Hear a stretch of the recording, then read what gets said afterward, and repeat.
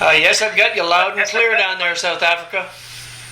Ah, fantastic. How's Canada this morning? It's still here. We don't seem to have too many problems today, so, it's a little bit of overcast. Well, Nicholas, chatting about both of you and Allan's one of your passions, Gilles Villeneuve. Yeah, it's always a pleasure to go along and talk to anybody who's enthusiastic about motorsport, and Gilles in particular. But to be able to go along and chat to Allan, last week it was an utter pleasure. So welcome back, Allan, and good to have you here this evening, or this morning for you. Yeah, it's great to be back again, Nick. Thanks for having me on again, my lord. Fantastic. So on Sunday, we actually, first of all, had a big unveiling or re-release, if you like, of Villeneuve, a racing legend through Amazon.com. What makes it unusual is the fact that it's an ebook and not in physical format. How have the sales been going so far this week? They're going quite well. I'm still waiting for South Africa to get its act in gear. But it's going quite well, yes. Yeah, we hope to change that this evening. We're going to go along and give a little bit of extra background and give people reason to go out and buy this ebook, I think, tonight. Well, they don't have to go out. They can sit right on their computer and do it right there. There we go. So much the better. Okay, I first want to go along and start. We discussed and touched last week on the fact that how the book came about and how it was initially just going to be a commentary on motorsport with Gilles doing the commentary.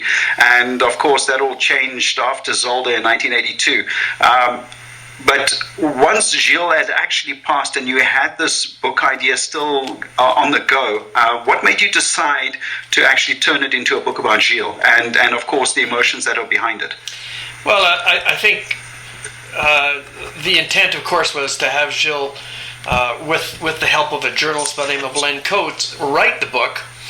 And of course, Zolder changed everything dramatically, and we still had a publisher that we had been given in advance, which we either had a choice, pay it back or change the focus. So, and of course, then Yodi got involved. He wanted to write a foreword, and then Jackie got involved, and he wanted to write a foreword. So if you actually look at the book, you'll notice that there's not only a foreword, but there's an afterword. Jody writes the first one, and Jackie writes the second. And Gaston just said, "You're the one that's got all the images." I think it's something that we owe the fans. Well, it was really a massive surprise, I think, to have the Gilles book come out so soon. And I think, probably apt, coming from you, obviously, because of the fact that you knew Gilles as well as you did. So what was the initial response to the book? Well, it's a bizarre thing to be. It really is a bizarre thing. I was having a bit of a relationship with a secretary at the publisher, and she called me one day because she'd been sent out from a board meeting to get coffee. She called me right away and she said they are going to let Villeneuve die with Villeneuve, which meant they were going to put this new book, which hadn't even been on the store shelves, die in a remainder shelf for $5 a pop. And I blew up, and when I found that out, they were surprised that I knew about it. And before we knew it, we had a real pile of them, pardon me, at a book launch, and we sold over 900 of them. And then they realized, holy smokes, there is a serious interest in this man. Uh-huh. Now, of course, the book has sold. It's actually pretty much got cult status, I think, amongst motorsport fans. And I've been looking for one for years and I've never managed to find one. And now I can say I have one in the post on the way. I'm so excited about it. I'm just waiting for it to arrive. And I think there are a lot of people that feel the same way. But the book actually subsequently got a re-release. And that the fact that initially it was going to hit the bargain bins and all of a sudden it was re-released. When was it? In 1995? Well, no, I had just done a book on firefighters, which was extremely successful here. And I applied to get the rights to go down to the United States and research a possible one in the United States. And the same day I got a letter from a publisher in England who said that we're interested in republishing your book. Senna had just died, and they had done a book called Senna, a Racing Legend, and they wanted to put Villeneuve back out. And I said, I agree with this. But what I want to do is I want to add a fully interactive CD-ROM to it so that Gilles could tell some of the story. And the publisher said to me, "Well, what's a CD-ROM?" And at that point, he and I were finished, and I self-published Villeneuve, a Racing Legend at great expense and great risk to everybody, my family and everything else, because it cost an absolute fortune to put that book together. And it had a fully interactive CD-ROM. And for the first 10,000 of them, there were 10,000 CD-ROMs went out the door. Excellent. I'm going to have one of those, so I'm looking forward to that. But the response then to the CD-ROM as well. Because that was a totally different slant on a biographical book. Well, it was the first time that really, this kind of technology. It had been used, I believe, before in a couple of other possible books, one out of Australia, but I forget the name of that book. But anyways. A friend of mine put this in the New Envision Awards program against 600 books, and it came third. Which, wow. Yeah, it said a lot. It was quite a combination between the two of them. It was a double whammy.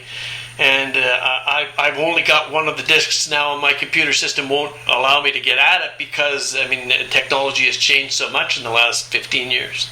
Mm. Yeah, I can imagine. So are you going to go then and, I suppose this is actually how the whole ebook came about. Now, what made you to decide, it's now another, almost 20 years later, another 18 years later to go at it one more time, and this time in electronic format? Well, my wife convinced me to go to a workshop, a 2-day workshop where I had to sit on my bum, and I didn't really want to go. And it turned out that it was on ebooks. She has just done a new book, and we're getting it ready to put out as an ebook. And I just was convinced within the first half an hour that these people had the key to allow me to reintroduce Gilles to the many, many, many, many, many millions of fans of Formula One, and more importantly, Gilles fans that could not afford an $80 book when the second book came out, and trying to find one of the original books, it's pretty hard. Yeah, one would have to go along and look very hard to find it, and pretty much trawl through eBay and the like.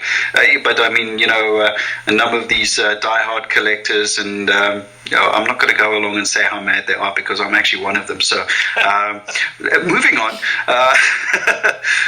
So the ebook, but there's a different slant on the ebook versus the other versions, Allan, that will actually go along and make, even if you have a hard copy, make you want to go out and get the ebook. Tell us more about that whole concept of including other forms of motorsport, the world of motorsport in general.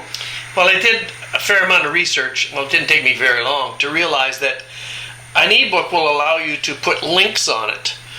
And I thought, well, this is. I can't reproduce the CD-ROM, but I can produce a lot of the recordings. I have all the old files where interviews were done with Gilles and all kinds of stuff like that. And I also had interviews with Nigel Roebuck and Jackie Stewart, which nobody had ever heard before. So I produced a slideshow, put them on YouTube, tacked them into the book, and now all of this extra material, along with some absolutely amazing photographs from a couple of my contemporaries that I was not able to get originally, like Paul-Henri Caillet, and they're just some beautiful stuff that I put into the book as well, because I thought, if I'm going to do this, I'm going to do this right. Well, I have to say, when I first, I must say I'm fortunate enough to have an ebook version in my on my laptop, and I'm trawling through it and again. But initially, I have to say I was a little bit disconcerted because of the fact that there was other footage in there as well, with the likes of Jim Clark, Jackie Stewart, and that type of thing, which I didn't get initially, because I mean, I had a look at it and I thought, oh, but this detracts so much from Gilles. But then I came to realize that your whole perspective is to try and describe the world of motorsport at that time while Gilles was alive. And once you actually grasp that and understand that, then it really opens up a whole new world with regard to an ebook. I'll be honest and say this is my very first ebook in my collection. Well, I'm glad mine is the first one. What I tried to do was to give people an insight on what was going on at that time in Formula One, because it was a very tough era. Mm-hmm. Very romantic. An awful lot of unfortunate incidents were happening, and I touched lightly on Gilles because at that time Gilles was starting to become a bit of a legend in the snowmobile world. So as you get into the early 70s, you start to see video clips of him with his radical skidoo, and then it goes on, and the two of them actually, Formula One and the Villeneuve story, run in parallel until they actually come together in 1977, and then it's a one stream. Yeah, I think it's beautifully done, and from that perspective, and it really goes along and describes the world of Formula One. But like I say, initially it did take me a while to go along and wrap my head around it. But if I may say so, I salute you for that idea. It's actually a stroke of genius, which really puts the book in a totally new dimension. But now going through into Gilles' career, and you did mention last week that you attended over 40 Grand Prix of Gilles' career, including, luckily, his maiden win at Canada in 1978, and of course they named the circuit after him posthumously. But going through some specific races, say for instance, races that people described as strokes of genius, like the French Grand Prix of 1979. Were you present? Yes, I was. Yeah, actually, it was an interesting time. I mean, when you're out there as a shooter, you only see one part of the track, and you hear all the reaction from the fans as they go around, and it was actually quite a normal race until about the last 5 laps when Rennie and Gilles went at it hammer and tong. And just from I didn't witness any of the passes because I was in the wrong position at the wrong time. But the thing that I remember most was when I walked back into the pits, I walked past the T4, and it was almost as though it was alive. It was groaning and creaking and making all kinds of weird sounds. The tires were down to the cord, if that's what they were held together with. I'm not sure. It looked like a cord. But it was just the fact that if the damn car could have talked, it was almost as though it was saying, God, I had such a hell of a time. And then, of course, when you see the footage later, and I didn't see the footage until years later, where David Hobbs and Ken Squire were just going at it flat out. Murray Walker has a great commentary, and probably the best one is the one that's done by Jeremy Clark of Top Gear, and it goes over it again, and it was an amazing race. Yeah, that was, and it goes down in history. I mean, that was one of the great battles close to the end of the race. But being a friend, of course, a close friend of Gilles over the years, what is your most memorable occasion in Gilles' Formula One career? Well, I think it still comes back to the first win. I mean, it was like a fairy tale. I mean, it just was. The whole town was in an uproar, and everybody was just so damn happy because, I mean, there are some of us that actually thought that he might not last in Ferrari for another year. Mm-hmm. But there were many of us that believed that no matter what he did, that he would still be there. But that day in itself was probably the most exciting and the most memorable, with tremendous amounts of joy. Okay, well, let us touch on a controversial subject, and one of great tragedy, actually, because it led, in many forms, it led to Gilles' demise. Is his final Grand Prix at Imola 1982. Well, I'm going to stop you right there. Yeah. It did not, unquestionably, without any question in my mind and the minds of anybody that really knows the story, it had nothing to do with Gilles' demise. That race in Imola had absolutely nothing to do with it. The one thing about Villeneuve was he was when he got behind the wheel, there was only one thing on his mind, and that was the pole position and going as fast as possible. To think for even a millisecond that whatever transpired at Imola had anything to do with his thought pattern while he was in that car is absolute hogwash. I was going to use another word, but I just realized that you're a Christian station and I'm not going to go that way. But anyways, it had nothing to do with him at all. I mean, Gilles would drive that way under any circumstance. And Imola is of course a race that a lot of people, in my perception now, after looking at it and investigating it and taking a real close look at it, I think there's a lot of misconception about what went on at Imola that day.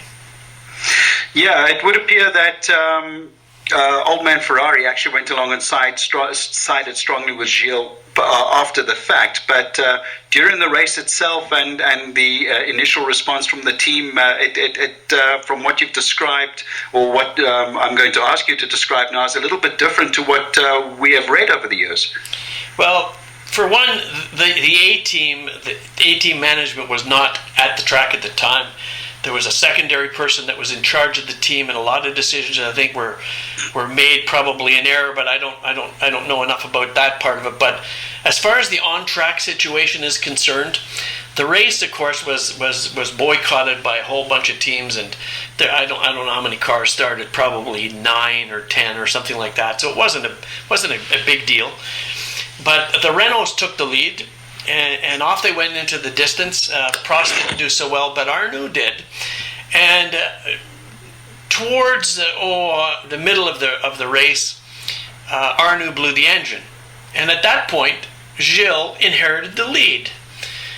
And for several laps, he led with Didier at a very comfortable pace behind him.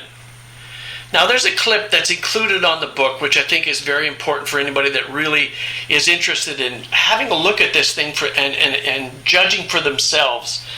At about 16:10 on this clip, René goes out with a blown engine, and Gilles takes over, with Didier doing the one thing that most Ferrari people understand, and there's an unwritten rule, and maybe certainly it's an unwritten rule, it's an understanding, that if a Ferrari is in the lead, the second car, if it happens to be the team Ferrari, it does not attack the leader. And it's a very simple understanding. I mean, it's common sense, because if you look back at what Vettel did to Mark Webber a couple of years ago, where he attacked Webber when he was in the lead, and ended up taking both cars out, and they didn't win at all. Well, they knew that this situation was not to happen at Ferrari, and Didier minded his business. Unfortunately for Gilles, he drove off the road. And Didier quite legitimately inherited the lead. Well, I don't know what I would have done, but I can tell you what Didier would have done and Gilles would have done. He certainly would have inherited the lead and kept the lead, because, I mean, he did it, he got it justifiably. And, what was he to do? Slam on the binders and wait for Gilles to recollect himself and then let him go by? I don't see that as happening, but Gilles did at that point one thing that he said that he would never ever do, and he attacked Didier. He attacked Didier with great enthusiasm, and he passed him. And they had a problem. The cars were very, very thirsty. Their big concern was that both Ferraris would end up running out of gas at Imola in front of all the Italian fans and looking completely stupid. But they were both Gilles and Didier were both given the slow signs. And whenever one slowed, the other seemed to pass. And it just kept going. You know, I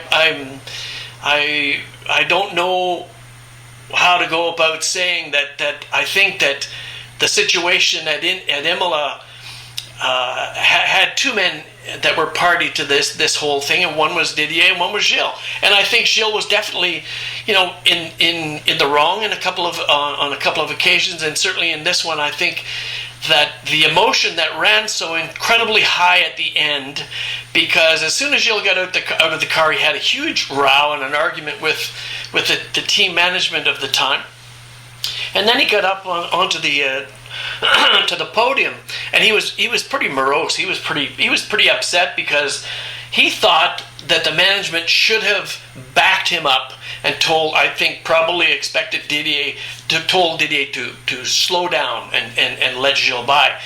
Well, I mean, it was early in the championship. I mean, either one of them could have won the race and still won the championship and let it go. But at that point, I think Gilles was just so incredibly upset, and there were a lot of things that were said and a lot of things that were overheard by the media, and before we knew it, there was a full-blown horror show going on like they had between Prost and Senna after Senna took Prost out. But I just have a real difficult time believing that Didier, after us crucifying him all these years, was the kind of guy that pulled this stunt. Now, I had somebody from Italy send me a link not too long ago, and it was of Didier being interviewed on the podium right after the ceremonies. And I asked another Italian friend, "Can you please translate this for me?" Because the demeanor of Didier was not one who had just stabbed his best friend or his teammate. He was relaxed. He didn't seem to be, and basically, my friend said that in the interview, all Didier said was, we had some problems with the car. There were some engine problems, which in fact there were. The engines were chewing up too much gas. But he just seemed not to be the kind of guy that had pulled. I mean, I knew Didier as well, and I didn't think that he was the kind of guy that would stab his teammate in the back. The thing that really turned the corner for me was there's an image floating around on the internet that shows Didier on the day in Zolder walking away from the accident, and in his hands he has two helmets, his own and Gilles, and you can see the pain on his face. I mean, this is not a guy that he's angry with. He's just lost a friend.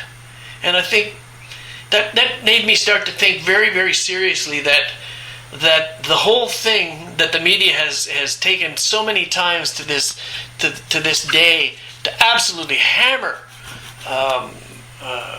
Didier and the people that say that the incident at Imola had any influence on what happened at Zolder, I think they're just completely out of touch. Most of the people that do this are people that are not old enough to have actually been there and seen how the environment was. I mean, there was still friction between Didier and Gilles, as there was with Prost and Senna and Weber, and they're all so competitive that it's hard for them to put their emotions aside. When they get inside the car, they're going for it, and that's just the way it is with them. Nick, ons luister nog steeds is Radio Tygerberg 104 FM, and we are listening to Allan de la Plante in Vancouver, Canada, and Nick van der Meulen in Switzerland. Nicholas, we are running out of time. We've got about 2 minutes left. And then, unfortunately, we'll have to call it a day on this fascinating subject, Gilles Villeneuve. Yeah, well, we can talk about this for a long time, but Allan, thank you very much. I mean, you've provided some fantastic insight, particularly into the last Grand Prix, the last days, and of course, that is the most controversial time, I think, between Gilles and Didier, and I really appreciate the insight, and I'm hoping that with this conversation, that South African motorsport fans will go along and jump online. You can get this and a whole lot more at Amazon.com with Villeneuve, a Racing Legend by Allan de la Plante. But Allan, thank you, and we truly appreciate your time. My pleasure. Thank you.